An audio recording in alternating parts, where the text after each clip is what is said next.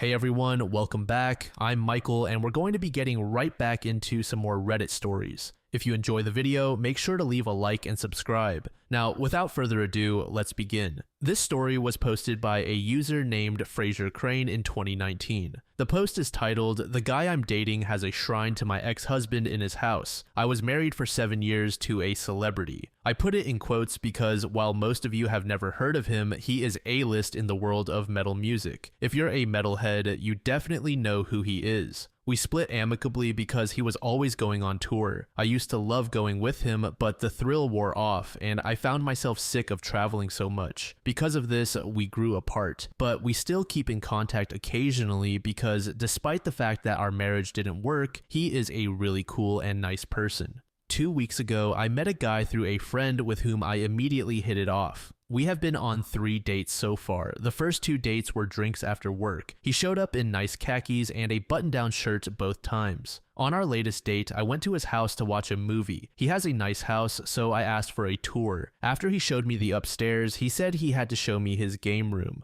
We went down into a fully furnished basement with a pool table, a mini bar, and darts. But there was something very weird down there as well. Apparently, my new man is really into metal music, and his favorite artist of all time, you guessed it, my ex-husband. He had framed posters of all of my ex's bands, autographed guitars, and every record he has ever released framed on the walls. He even had magazine articles about him and some of his bands framed. Every wall in his game room was covered with my ex's face and his signature guitars. So I may have messed up here, but I kept my mouth shut and didn't say anything. We are seeing each other tonight for our 4th date, and I know I need to tell him, but how? I really like this guy, but I'm afraid if I tell him, he will freak out and run. What should I say? Where should I tell him? I just don't want to damage our relationship because I can really see it becoming long term. I know I should have told him at his house, but honestly, I was in shock. Does anybody know how to approach this? Update. Well, after getting a huge range of answers, I decided to give the new guy the benefit of the doubt and go ahead with our dinner date that night. I met him at the restaurant and we started with some wine. As we were talking and chatting, I realized that I had to bring up the ex-husband topic. So while we were both 2 glasses of wine in, I decided to just ask him flat out if he knew that I was previously married to his favorite musician. He laughed nervously and said, "Yes, I knew, but my friend didn't tell me. I figured it out." He explained that he found out through the grapevine and decided to start mingling with my friends so he could meet me. He told me that yes, at first it was just because I was married to his idol, but now he was really developing feelings for me. I thought it was a little odd, but I felt fine with it until I remembered his man cave basement. I asked him if he knew I was married to his favorite musician, then why on earth would he bring me down there to show me all of the memorabilia? His response was too weird for me. He said, "I was trying to see if you would confess." I was like, "Confess to what?" He replied about my being married to my ex. I told him that I thought it was pretty concerning that he tried to trick me into some weird confession and that I didn't think we would work out. He accepted it and didn't seem upset or anything.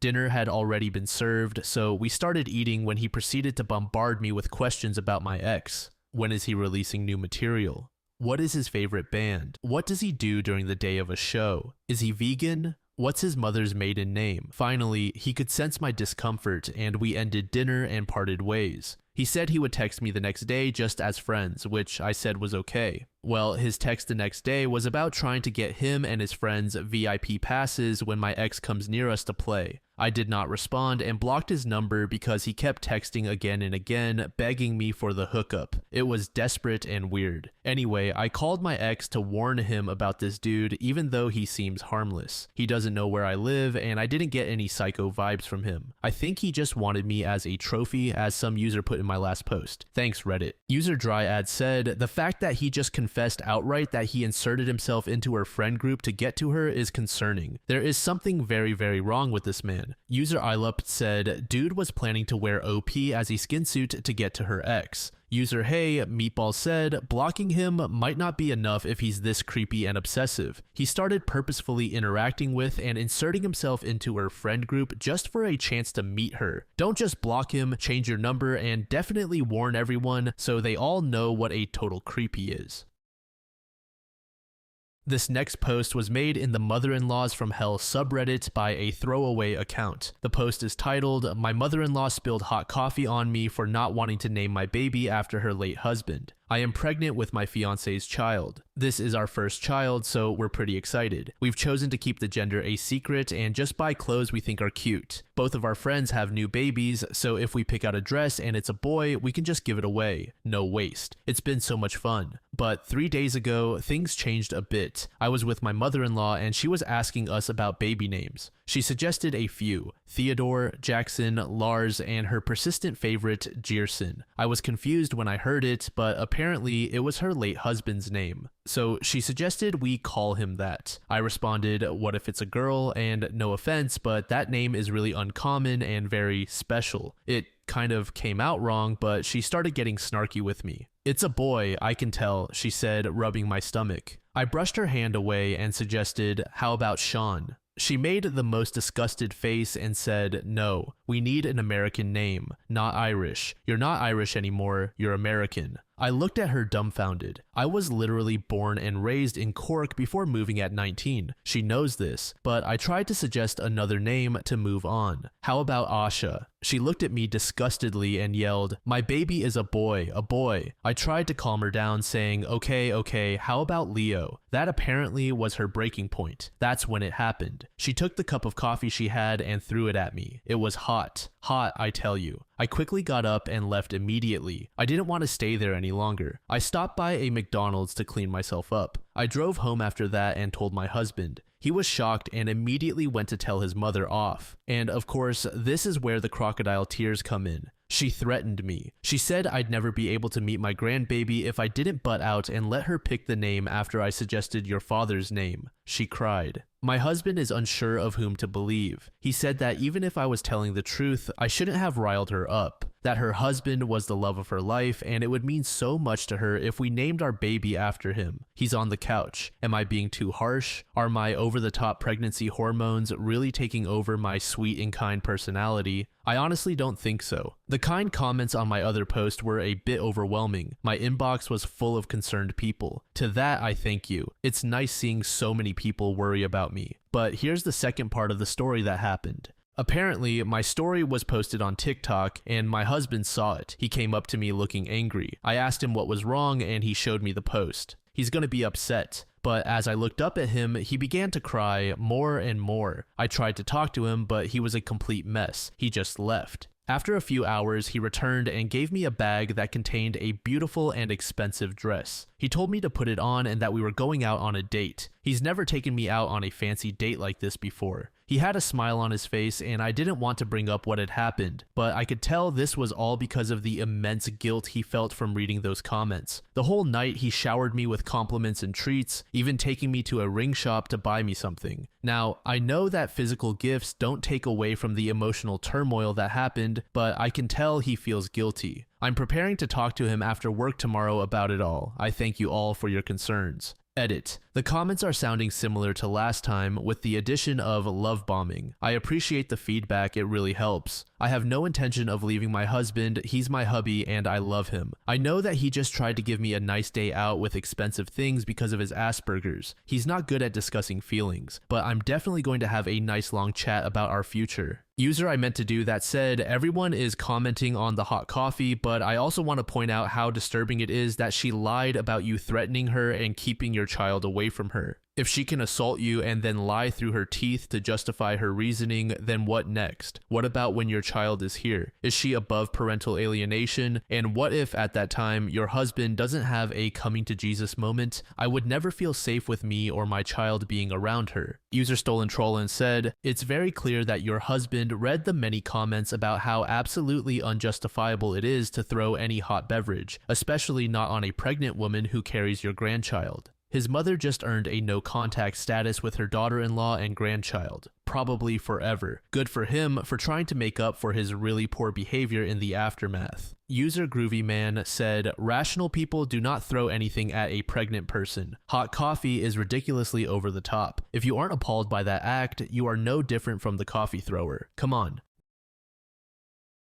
This final post was made in the AITAH subreddit by a user named Frosting Salt. The post is titled AITAH for confronting my dad about supporting my cousin financially, but not me. Throwaway account because I don't want the people I know in real life to know about my familial issues. I just recently graduated from college a few months ago. 3 days ago, my father celebrated his 50th birthday by throwing a huge party at our place. I got to see a lot of my relatives again, which was awesome because I've basically been MIA at most family gatherings since I went to college out of state for the past few years. During the party, I caught up with my cousins and found out that my father had been giving one of my cousins a monthly allowance for the past 3 years to help her out. I was hurt when I found out about this because my father never gave me any financial support, aside from the basic necessities like clothes, which also stopped the day I turned 18. I worked at McDonald's since I was 16 for 2 years, just so I could buy myself some nice things once in a while because I knew asking for certain things like headphones or shoes would be a waste of time. I had to take out student loans and community scholarships to pay for college.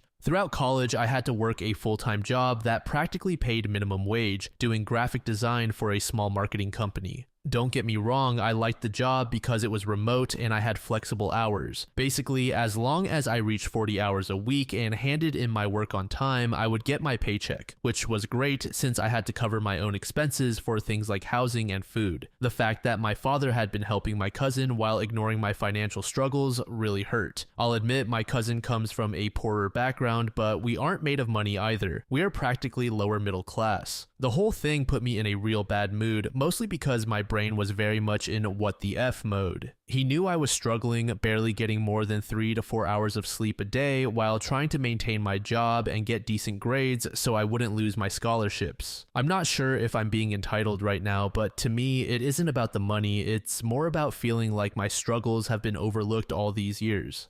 I spoke to my dad about it the day after his party, and the gist of our conversation was, I fed you and took care of you for 18 years. I helped your cousin for only 3 years because your aunt was struggling, and you're upset that I didn't spoon feed you too? It's already been done. Let it go. Basically, he thinks I'm an entitled adult baby and has gotten my aunt involved. They both think I'm an asshole for bringing it up and confronting my dad about this because I've already graduated and it shouldn't be an issue for me since I'm not struggling financially anymore. Am I the jerk here for bringing it up? User Secure Community said NTA, it doesn't sound to me like you care about the money as much as the feeling that your father didn't care about your well-being but showed care for others. It's great to be proud and take care of your own needs, but knowing you don't have backup from your family is hard. Finding out that while they haven't had your back, they have someone else's makes you feel less than, like you don't count. He says he supported you for 18 years, as if you were a burden, and you learned during that time not to ask for things. Then he freely gave to someone else. The comparison would hurt me too.